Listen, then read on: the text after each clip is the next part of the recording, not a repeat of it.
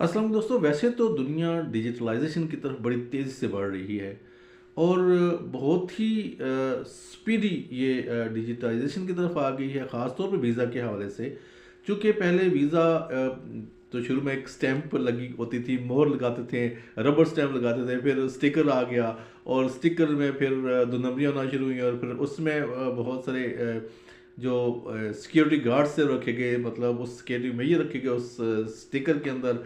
और जिस तरह नोट जो है वो छापते वक्त उनकी उनका पेपर उनकी सारी चीज़ें देखी जाती, इस तरह वो वीज़े का जो स्टिकर था वो आना शुरू हुआ।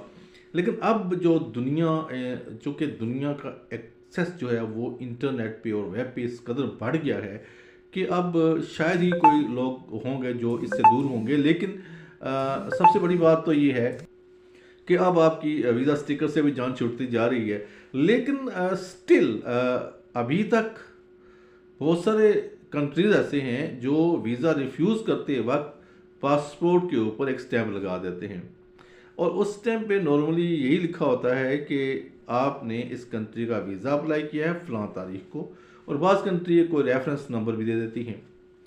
तो अब जो ये वीज़ा की रिफ्यूज़ल की स्टैम्प ही कंसीडर होती है, वैसे उस पर रिफ्यूज़ल लिखा नहीं होता, लेकिन वीज़ा रिफ्यूज़ल की स्टैम्प कंसीडर होती है। वो क्या वो स्टैम्प जो है वो आपकी फ्यूचर एप्लीकेशन में असरअंदाज हो सकती है या नहीं हो सकती।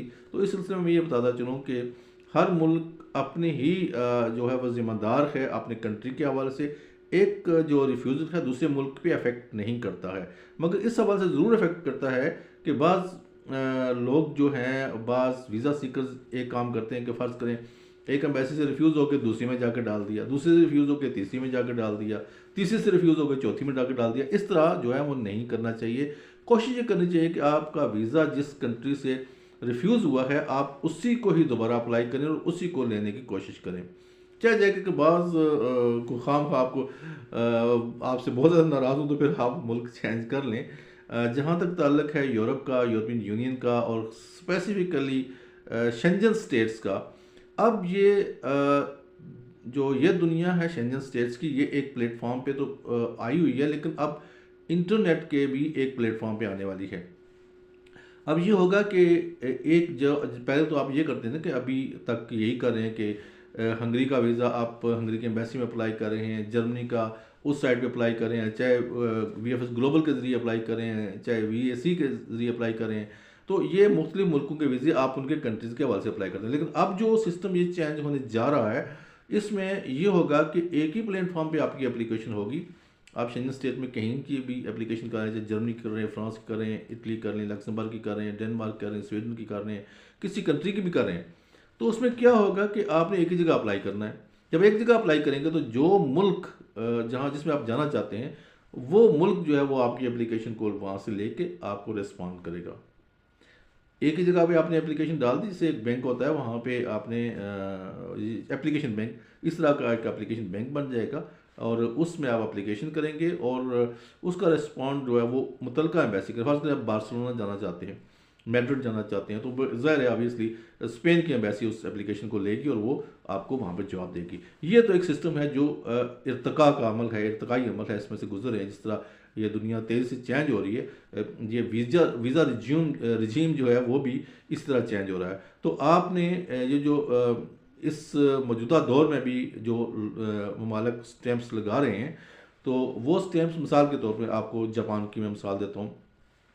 जापान एक स्टैंप लगाता है, उस पर वो डेट लिखी होती है जो आप पढ़ सकते हैं, बाकी जैपनीज़ में ही लिखा होता है, और उसमें कैटेगरीज जो हैं वो A B C वगैरह लिखी होती हैं, और A कैटेगरी है, B कैटेगरी है, C कैटेगरी है। अगर आपकी C कैटेगरी पे वीज़ा रिफ्यूज़ होता है तो साथ में वैसे आपको वर्बली ये बता देती है कि अब जनाब आप 6 माह के लिए दोबारा इस एम्बेसी में अटैम्प्ट ना करें। यानी कि जो उनके मेजरमेंट होती है, जो उनका क्राइटेरिया होता है, उस पर आप पूरे नहीं उतर रहे, हो सकता है कि 6 माह के बाद आपके सर्कमस्टेंसेस चेंज हो जाएँ और फिर आप अप्लाई कर लें।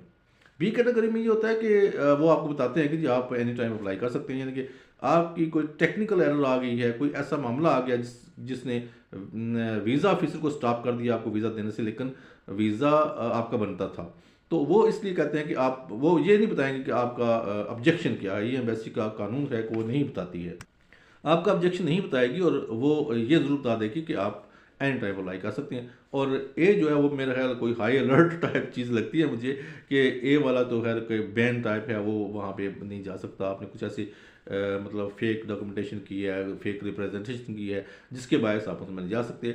इस तरह जो टर्की है वो भी स्टैम्प करता है और उसमें वो रिफ्यूज़ की आजकल वो आपके पेपर पे तो रिफ्यूज़ लिख देता है, लेकिन पासपोर्ट में रिफ्यूज़ नहीं लिखता। वो भी इस तरह वो लिखता है कि आपने फलां डेट को ये एप्लीकेशन जो है वो की थी वीज़ा के लिए।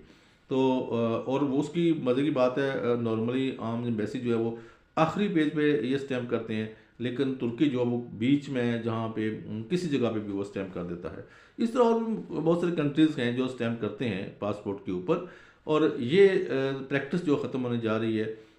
यूके ने भी काफ़ी अर्सा से छोड़ दिया है, पहले वो भी स्टैम्प करता था, उस पर रेफरेंस नंबर भी लिखता था, लेकिन UK is the quite different. उनका बिल्कुल ही बहुत अच्छा सिस्टम है। वो पूरा लिख के देते हैं कि उनको क्या ऑब्जेक्शन है आपकी एप्लीकेशन पे। तो वो ऑब्जेक्शन जो है वो आप नेक्स्ट डे आप बेशक जाके उसको अगर आप रिमूव करना, मिसाल के तौर पे आपने कोई डॉक्यूमेंट मिसिंग था, उसमें शामिल नहीं था, तो एम्बेसी ने कह दिया कि ये चीज़ आपकी मिसिंग है, तो फिर आपने उन्हें इतराज़ लगा दी, तो आप नेक्स्ट एप्लीकेशन जो है वो सब्जेक्ट डॉक्यूमेंट के साथ आप अप्लाई करें तो वो आपका वीज़ा हो जाएगा। इस तरह बाज़ केसेस ऐसे होते हैं कि फेक रिप्रेजेंटेशन है, उसमें उसने मुख्तलिफ़ कैटेगरीज में उसको बैन किया हुआ है। 10 साल भी बैन है, 5 साल भी है, साल 2 साल का बैन भी होता है। तो इसी तरह चूँकि वो डिपेंड करता है, फ़र्ज़ करें एक शख्स जो है उसने कोई फेक डॉक्यूमेंट ऐसा लगा दिया जो प्रूव हो चुका है, तो जब प्रूव हो चुका है तो फिर वो 10 साल के लिए बैन है। फेक स्टेटमेंट दे दिया, बयान दे दिया फेक, मिसाल के तौर पे क्वेश्चन आता है जी कि आप क्या आपने पहले कभी अप्लाई किया, आपने 8-10 साल पहले अप्लाई किया था, तो आप वो नहीं शो करते। जब आप शो नहीं करेंगे तो ऑब्वियसली फिर भी आप 10 साल के लिए बैन हो जाएंगे। बहुत सारे मामलात हैं, बंदा जो वहाँ से रह के आया है, ओवरस्टे होके आया है, या फिर उनकी कास्ट पे आया है, गवर्नमेंट के फंड्स पे वापस आया है, या फिर वो ऐसा हुआ है कि जनाब वो अपने टिकट पे आया है। तो इस तरह ये 1 साल से लेकर 10 साल तक उनका बैन मुख्तलिफ औकात में होता है। हम कहीं से और कहीं और निकल रहे हैं, इस तरह तुर्की भी बैन करता है, उसमें भी वो मैक्सिमम उसका बैन 5 ईयर्स का है, वो भी 1 ईयर से लेकर 5 ईयर तक बैन कर देता है मुख्तलिफ औकात में, मुख्तलिफ हालात व वाक़यात के तहत। इस तरह यूक्रेन करता है, इसी तरह अब इस काफ़ी ममालिक ने वो जो स्टैंप्स लगाना छोड़ दिए। तो हम मौजू से थोड़ा सा हटने लगे हैं, तो इसलिए मैं आपको बताता चलूँ कि ये जो स्टैंप है ये आपकी एक तो उसी कंट्री की फ्यूचर एप्लीकेशन में अफेक्ट करती है। फ़र्ज़ करें जो भी जिस चीज़ भी आप समझते हैं कि मैं एम्बेसी को सेटिस्फाई नहीं कर सका, या मेरे को डॉक्यूमेंट घर रह गया था, या मेरी जो बैंक स्टेटमेंट है उसमें ये ख़राबी थी, या कोई पेपर जो थे लेजिबल नहीं थे, या मैंने ओरिजिनल नहीं दिए थे, फोटो कापीज़ दी थी, जो भी सूरत हाल हो, फिर आप उसको दुरुस्त करके अप्लाई करें उसी कंट्री में। बेस्ट तरीका यही है। मिसाल के तौर पर अगर आपने यूके में अप्लाई किया है ना, तो अब बाद में आप नीदरलैंड में अप्लाई कर देंगे, तो यूके ने अगर रिफ्यूज़ कर दिया, नीदरलैंड आपको कुछ नहीं कहेगा, चाहे जो भी सर्कमस्टेंसेज हों। आपने वहाँ पे अगर यूके से रिफ्यूज़ हैं एज ए विजिटर, और आपने वहाँ पे कोई ऐसा क्रिमिनल एक्टिविटी नहीं है, मतलब ऐसा कोई जुर्म नहीं है कि जो बाकी यूरोप के लिए भी ख़तरे का बायस हो, आप बिल्कुल अप्लाई कर सकते हैं। नीदरलैंड में, जर्मनी, कहीं भी अप्लाई कर सकते हैं। तो मतलब ये कि वो स्टैम्प आपको आपके केस पे असरअंदाज नहीं होगी। तो अगर आप ये करते हैं कि यूके का वीज़ा अप्लाई कर लिया आपने, और उसके बाद नेक्स्ट डे जनाब अमेरिका का कर लिया, और फिर कनाडा का कर लिया, इस तरह भी वाक़यात हुए हैं। मेरे दोस्त जानने वालों ने कनाडा का अप्लाई किया था, रिफ्यूज़ हुआ, उन्होंने स्पेन का अप्लाई कर दिया, स्पेन उनको वीज़ा दे दिया। एक और ख़ातून थी जो अपने हस्बैंड के साथ, अब मैं उसका नाम नहीं लेना चाहता, उनके हस्बैंड अपने हस्बैंड के साथ उन्हें 6 मरतबा एक ही मुल्क का वीज़ा अप्लाई किया, और उस मुल्क का नाम है नीदरलैंड्स। नीदरलैंड्स में उन्होंने 6 दफ़ा अप्लाई किया, 6 दफ़ा ही उनका केस रिफ्यूज़ हुआ, लेकिन 7वीं दफ़ा जब उन्होंने अप्लाई किया तो उनका आराम से वीज़ा हो गया। तो ये सिचुएशन होती है। बात समझने की ये है कि वीज़ा रिफ्यूज़ल एक मतलब ये समझ लें कि वीज़ा ऑफिस जो वो आपकी किसी बात में सेटिस्फाई नहीं हुआ, ये कोई ऐसा जुर्म नहीं है कि हर मुल्क को आपको रिफ्यूज़ करता जाएगा, ऐसा बिल्कुल भी नहीं है। शेंजन स्टेट का एक इनका एक लॉ होता है SIS, यानी कि शेंजन इंफॉर्मेशन सिस्टम। अगर आप ने कहीं जर्मनी में कोई ऐसा लॉ ब्रीच किया हुआ है और आप अप्लाई करें स्पेन में, स्पेन आपको वीज़ा देना चाहता है, इसके बावजूद वो अगर आपका नाम SIS में आ जाता है तो फिर आपको वीज़ा नहीं मिलेगा। ये शेंजन इंफॉर्मेशन सिस्टम है, ये मरबूत किया हुआ है इसने शेंजन स्टेट्स तमाम को। अगर 2-3 और मैसेजेस हैं, ये बात तो यहीं पे ख़त्म करता हूँ। और नासिर अली साहब कहते हैं कि नंबर दें प्लीज़। अच्छा नासिर अली साहब, नंबर चलें चलें आज मैं दे ही देता हूँ आपको नंबर 034461161112। इस पर आप सिर्फ व्हाट्सअप पे मैसेज कीजिएगा और फिर हम कन्वीनियंट टाइम पे बात कर लेंगे। तारिक महमूद साहब कहते हैं जी गुड वीडियो सर। बहुत शुक्रिया तारिक महमूद सॉरी तारिक महमूद साहब, बहुत शुक्रिया आपका। और नासिर अली साहब, ये गालबन इनकी यूज़र आईडी से मैंने देख लिया कि सेम यूज़र आईडी है। नासिर साहब कहते हैं जी कि सर मैं विज़िट पर आकर वर्क परमिट ले सकता हूँ क्या? क्या अगर मैं किसी होटल में जॉब करूं तो वो मेरे लिए वर्क परमिट निकलवा सकते हैं?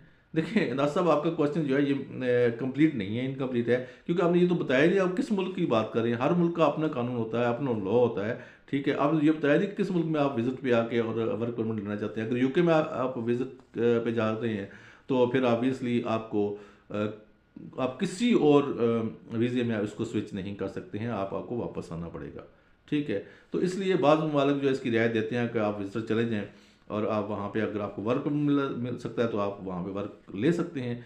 तो इसी तरह की सिचुएशन मुख्तलिफ ममालिक में, अगर आप मुल्क का नाम बता दें तो मेरे ख्याल ज़्यादा बेहतर रहता है। उम्मीद है कि आपको आज की इन्फॉर्मेशन पसंद आई होगी। Thank you so much. अल्लाह निगहबान।